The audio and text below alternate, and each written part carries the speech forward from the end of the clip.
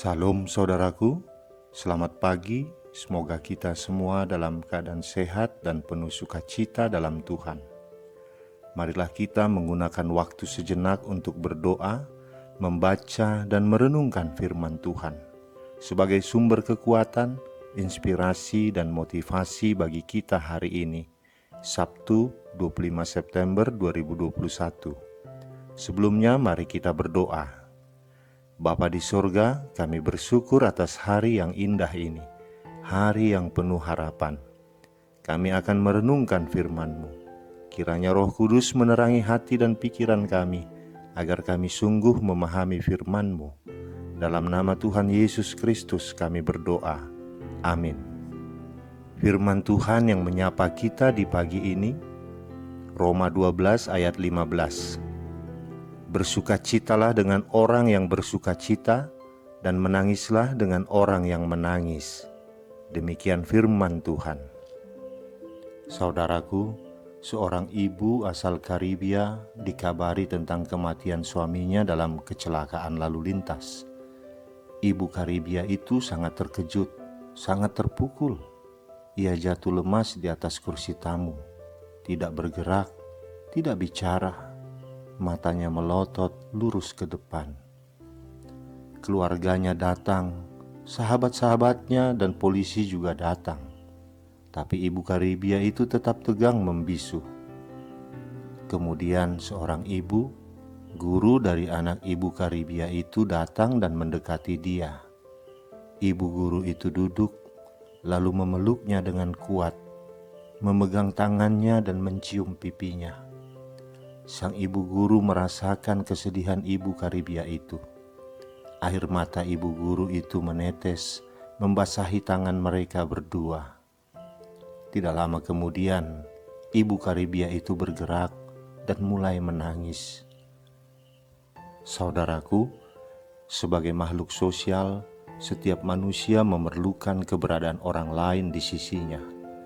Manusia tidak dapat hidup sendiri. Demi memenuhi kebutuhannya, manusia memerlukan bantuan dari orang lain. Hal itulah yang membangun hubungan antar manusia. Antara manusia yang satu dengan yang lainnya akan saling membutuhkan. Berkaitan dengan nas renungan kita hari ini, tentu kita tahu orang yang bersedih memerlukan simpati dan perhatian orang lain. Ia ingin berbagi hal yang menyebabkan kesedihannya, agar dengan berbagi itu, ia bisa merasa lebih lega. Ia butuh topangan orang di luar dirinya. Kehadiran adalah pelayanan dengan kesudian membuka diri, peka terhadap setiap kemungkinan. Hadir untuk bersama orang yang sedang ditimpa penderitaan, berarti menempatkan diri sendiri pada posisi dilanda derita, seperti orang yang sedang menderita. Artinya, rela menanggung derita yang sedang ditanggung oleh orang itu dan bersama-sama dengan dia dalam penderitaannya. Tapi itu sama sekali tidak berarti berusaha menjadi orang yang ditimpa penderitaan itu. Hadir bukanlah berarti mengambil alih kedudukan orang yang ditimpa penderitaan. Sebab bila demikian, itu berarti merendahkan orang itu. Dan seolah-olah kita berkata kepada dia, "Saya lebih mampu daripada Anda memikul penderitaan Anda. Minggirlah, saya mampu menggantikan Anda." Bukan demikian. Kehadiran adalah membuka diri terhadap penderitaan yang sedang menimpa seseorang dan menyertainya. Kehadiran dan kesediaan kita menyelami perasaan saudara kita yang tengah terbeban berat akan memberi kekuatan padanya. Lalu bagaimana dengan yang bersukacita? Mengapa kita harus bersukacita pula? Ya, kita pun harus bisa menempatkan diri. Jika dengan bersedih kita bersimpati dan berempati, sedangkan dengan yang gembira, kita pun menjadikan kita ikut gembira. Kita menikmati suasana kegembiraan sebagai bagian kebersamaan. Kita tidak ingin mereka bersukacita dalam kesendirian tanpa teman, sebab orang yang mengalami sukacita pun perlu mengekspresikan sukacitanya.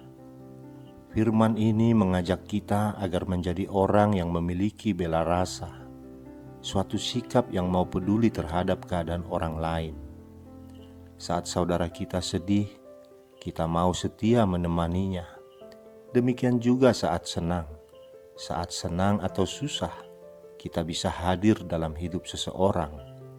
Secara praktis, jika teman, sahabat, anak, suami, istri, ayah, ataupun ibu mengeluh dan perlu mencurahkan isi hati, apakah kita mau mendengarkannya? Dengan berbela rasa, kita diam sejenak di samping mereka, mendengar, menyimak, sampai mereka merasakan kita sungguh-sungguh ada untuk mereka. Jika mereka menangis, mereka merasa kehadiran kita memampukannya untuk menyeka air mata di pipinya. Mereka merasa ada yang memberi topangan dan perhatian. Dalam dunia yang serba sibuk sekarang ini, orang asik dengan dirinya. Kepentingan pribadi membawa orang berkonsentrasi pada diri sendiri. Kita sadar bahwa banyak sekali urusan yang menyedot perhatian kita dan sering sulit sekali dihindarkan. Sebenarnya, teknologi modern membantu kita. Jika secara fisik kita tidak bisa selalu hadir, telepon atau video call sewaktu-waktu bisa membantu. Yang penting, kita merawat jiwa solidaritas kita. Dalam suasana apapun, mereka tidak merasa ditinggalkan oleh kita. Saudaraku, adakah di antara saudara-saudara kita yang saat ini berada dalam kesedihan dan menderita? Janganlah kita menghindarinya. Bersedihlah dan menderitalah bersama-sama dengannya. Janganlah kita bersikap acuh tak acuh terhadapnya. Mereka membutuhkan kita. Adakah di antara saudara-saudara kita saat ini yang mengalami sukacita? Janganlah kita cemburu terhadapnya, tetapi bersukacitalah bersamanya. Mereka ingin kita merasakan kegembiraannya. Atau kita sendirikah yang sedang bersedih dan berduka saat ini? Saudaraku, percayalah, kita tidak sendirian. Tuhan akan menggerakkan hati orang-orang untuk hadir merasakan kesedihan dan duka kita. Dan melalui mereka, Tuhan akan menghibur kita. Amin. Kita berdoa. Bapa di surga, berikanlah kami hati yang berbela rasa terhadap orang-orang yang berduka, yang kesakitan, yang mengalami kesusahan dan penderitaan. Mampukan kami untuk menangis bersama mereka dan menunjukkan kasih-Mu dengan cara-cara yang tak terungkap oleh kata-kata.